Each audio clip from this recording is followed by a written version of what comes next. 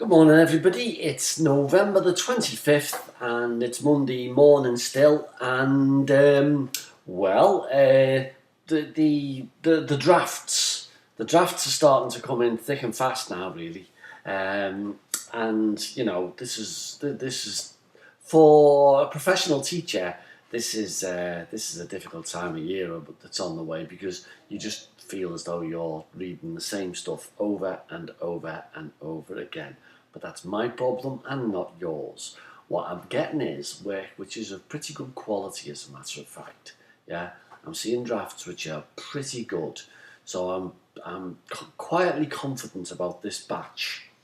Now, on that, when I go in to turn it in on module assessment, I noticed that two of you have already handed something in. This is great news for me, and I'll tell you why it's great news. Because what it reveals is that for at least two of you, you know how to use the system.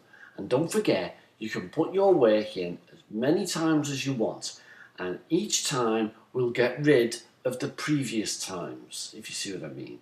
So that if you hand some work in and you're not happy with it, and you put it in again with some changes, those changes will eradicate the first version.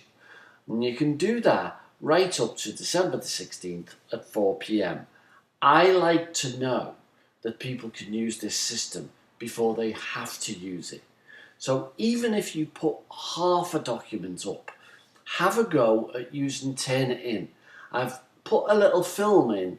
I've put a little web link to a film made by one of our colleagues, Peter Beaumont, where he shows you how to use Turnitin and what Turnitin can be used for, how to review your own essay by looking through the submission process, if you see what I mean. So have a go. Only two of you have done it so far, but and don't forget, the work that you're handing in is a pretend article. So choose a journal and use its author guidelines. It could be the Nursing Standard, it could be the British Journal of Cardiac Nursing, it could be Heart and Lung, an American journal, if you want. Just pick something and add as an appendix the author guidelines, so I can see whether or not you've followed their guidelines.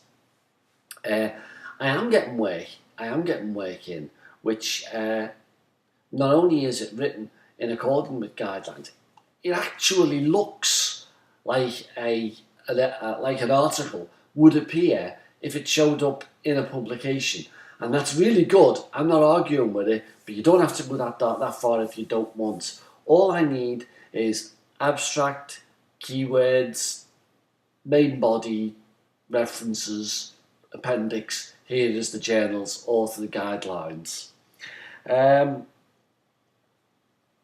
On the discussion area this week, not an awful lot really. In fact, when I say not an awful lot really, what I mean is nothing at all. The main correspondence that I've had this week has been through the discussion area.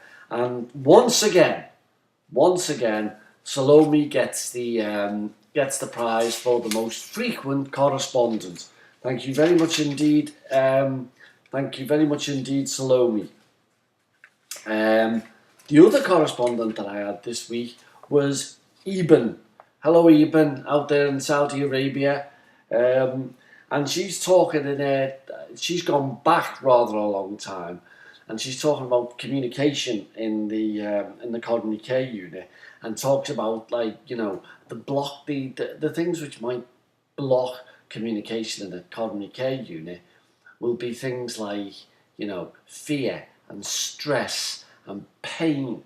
That's on the patient side. On the people on the nurses, the professional side, it might be overwork, understaffed. I'm surprised to hear that you are overworked in Saudi Arabia. I would have thought that with all the cash benefits of working out there, that life might be rather luxurious, but apparently not. And there are problems with talking to patients about, an event which has nearly killed them. They might think that they've nearly died here, and they might be suffering from the early stages of post-traumatic stress, given the fact that their life, which they thought was going to go on forever, has now nearly ended overnight, very suddenly. And yes, I quite agree, Evan. There are enormous difficulties to communication. But the thing is, if you've ever been a patient, you know just how important communication is. For one thing, even if the person in front of you isn't saying anything verbally, the fact that you're so worried means that you interpret little things that they do with their face in a way that extracts information, if, for instance, you've got a doctor and a nurse looking at a patient's ECG, if the doctor and the nurse spend their time doing this to each other, then the poor patient will read that as meaning something. Often it does mean something. It means I've seen something there. Have you? She also says, and she draws attention to the fact that not only is sleeping in coronary care units a bit of a problem for patients sometimes before a procedure the following day, it's a real headache. If you're going down for your coronary artery bypass grafting the following day, that's going to be a difficult night's sleep. I mean, it's hard enough sometimes sleeping the night before your holidays. But if you're going for bypass grafting the following day or valve replacement, that's going to be a really hard night's sleep. And what she says, Eben, is that the way they handle that is by temazepam. And I'm sure that's the best way to go about. When I was first in practice, what people used to get to help them sleep of a night was barbiturate. They used to get barbiturate-based sleeping tablets. Of course, the benzodiazepines did away with all that, thankfully. And lastly, Eben says that they don't have any nap times. I found in my travels the practice varies on this. Some coronary care units, some cardiac care units you go to, they give them an hour in the afternoon where no visitors are allowed, no doctor's rounds. The patient can just have a snooze or read the paper or just be quiet. And personally, I'm coming round to the view that naps and having a quiet time to yourself and slowing down for an hour during the day is kind of the answer to heart disease, really. I'm sure that's what explains the relative shortage of cardiac fatalities in the countries which surround the Mediterranean. I'm sure it's the fact that they go home. They go home in the afternoon and have a quick nap. So, finally, we are approaching the end of this module now, certainly the taught element of the module. And then it's over to you to do the writing.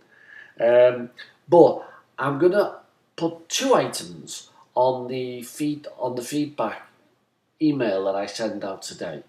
Item number 1 is, again, the cover sheet for the essay. Don't forget to do that. It's what we send to the external examiner. So if your paper shows up with no cover sheet, it will seem like, it won't look like the others anyway. And the other thing that I'm going to send out to you today is your evaluation form. If I don't get a load of evaluation forms from the students on them, my managers think all my students hate me, the course is rubbish, and we may as well stop it. I really need to write a very detailed report on this, and if I have a 10% return rate on the evaluation forms, it looks really bad. So I'm going to put it This is the first nagging I'm going to do, but it will be a weekly nagging event from now on, so you may as well get it done quickly. If there's nothing else, ladies and gents, I shall see you next week. Bye now.